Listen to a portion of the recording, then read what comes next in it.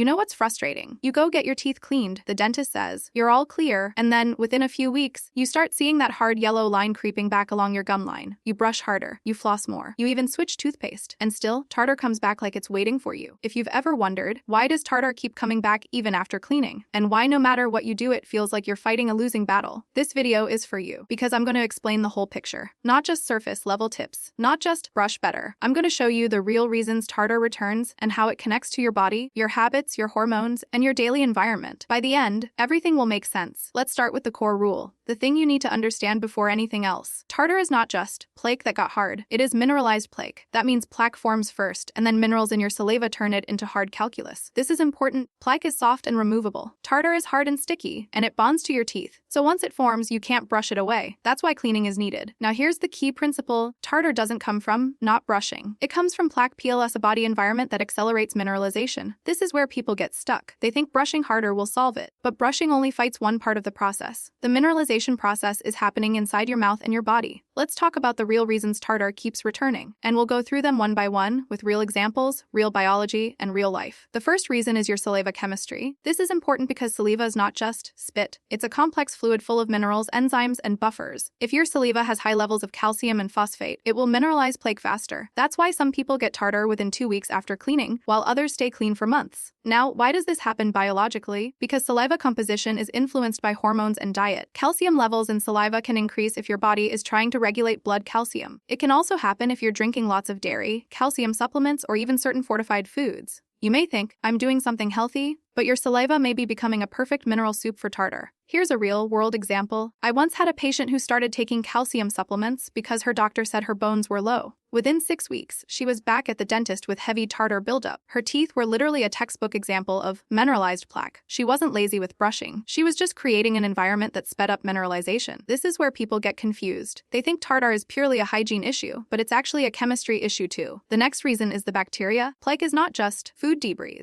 It's a biofilm, a living community of bacteria. Some bacteria are more tartar-producing than others. Certain strains build stronger biofilms and attract more minerals. This is important because your mouth's bacterial balance is influenced by diet, antibiotics, mouthwash use, and even stress. Here's the mechanism. When your mouth becomes acidic from sugary foods or frequent snacking, the bacteria that survive are often the ones that produce more sticky biofilm. This biofilm then captures minerals from saliva, and the tartar forms faster. Let's be clear, mouthwash doesn't fix this problem. In fact, overusing mouthwash can disrupt your oral microbiome and create a bacterial imbalance that favors tartar, forming bacteria. This is why you'll hear people online say, I use mouthwash every day and my teeth still have tartar. That's not because mouthwash is useless. It's because it's not addressing the real issue, and it may be worsening bacterial balance. The next reason is your diet and snacking frequency. This is where the metabolism connection becomes obvious. If you're eating multiple times a day, especially carbs and sugars, your mouth stays acidic for long periods. The pH drops, bacteria thrive, and plaque becomes more sticky. And when saliva tries to neutralize the acid, it increases mineral content and promotes calcification. Here's a common behavior. People who sip soda, tea, or coffee throughout the day are giving their mouth a constant sugar bath. Even if they brush in the morning and at night, the whole day is a plaque-building environment. That's why tartar returns quickly. This is not an opinion. It's cause and effect. A patient came in and said, I brush twice a day, but I still have tartar. I asked about her routine. She admitted she had a soda habit and would snack while working. She was basically living with plaque formation all day. Once she reduced snacking and limited sugary drinks, her tartar buildup slowed significantly. Not because she suddenly brushed better, but because she changed the environment where plaque forms. Now let's talk about gum inflammation and periodontal health. If your gums are inflamed, they bleed, and bleeding gums change your mouth's environment. The bacteria in the mouth feed on blood components and grow faster. When you have inflammation, your immune system is also reacting, creating more fluid and changing the mineral balance in saliva. This is important because inflammation is often tied to systemic factors like stress, sleep, and hormones. You can't fully solve tartar without addressing gum health. You can clean the teeth, but if inflammation continues, the environment remains ideal for plaque and tartar to return. Another hidden blocker is stress and sleep. Stress hormones like cortisol affect your immune system and saliva production. High stress can reduce saliva flow, and when saliva is low, your mouth becomes dry. Dry mouth is a major risk factor for plaque tartar. Why? Because saliva is the mouth's natural cleanser. It washes away food particles, buffers acid, and keeps bacteria in check. So when you're stressed and not sleeping well, your mouth is basically defenseless. This is why people with chronic stress often see dental problems worsen. It's not just bad habits, it's biology. Now let's talk about mouth breathing and nasal congestion. If you breathe through your mouth at night, your mouth dries out. Dry mouth increases plaque and tartar formation. Mouth breathing is often caused by allergies, nasal congestion, or even a deviated septum. The biology here is simple: saliva flow decreases, dryness increases, bacteria thrive, and plaque becomes mineralized faster. This is why some people have tartar problems even if they brush properly. Now let's correct a popular myth. Tartar is caused by genetics. People say this online all the time. And yes, genetics play a role in your saliva composition, your immune response, and your tooth alignment. But genetics are not a destiny. They are a factor. The majority of tartar formation is still driven by daily habits and body environment. So when you hear someone say, "I can't help it, my genes," that's an oversimplification. Genetics may make you more susceptible, but they do not guarantee tartar buildup if the environment is managed. Now let's zoom out to the deeper problem: systemic inflammation and metabolic health. Tartar is a local problem, but it often reflects a systemic issue. If your body is inflamed, your gums are inflamed. If your immune system is stressed, your mouth cannot maintain a healthy balance of bacteria. If your blood sugar is high or fluctuating, it changes saliva composition and encourages bacterial growth. This is why tartar often returns faster in people with insulin resistance or metabolic dysfunction, not because they are dirty, but because their body is in a state that favors inflammation and bacterial imbalance. So the bigger picture is this: tartar is a symptom of an internal environment that is too acidic, too inflamed, too mineral-rich, or too dry. And the solution is not just cleaning, it's improving the environment inside your body. Now, here's the key takeaway: tartar comes back because your body is creating the conditions for it, not because you're lazy, not because you're not trying hard enough. It's a system problem, and systems can be changed. When you address those, tartar slows down, gum health improves, and your mouth becomes a less hospitable place for the bacteria that cause calcification. And that's the deeper truth: this is not just about teeth, it's about your overall health. Because your mouth is connected to your body. When you fix the mouth environment, you're also improving metabolic health, inflammation, and immune function. That's why this approach is powerful, healing, and sustainable. If you want to go deeper, I can explain the exact steps to slow tartar buildup, including what to eat, what to avoid, and how to improve saliva and gum health. But for now, remember this: tartar returning quickly does not mean you are failing. It means your mouth environment is still primed for it. And that is normal, because when done correctly, this approach is powerful, healing, and sustainable.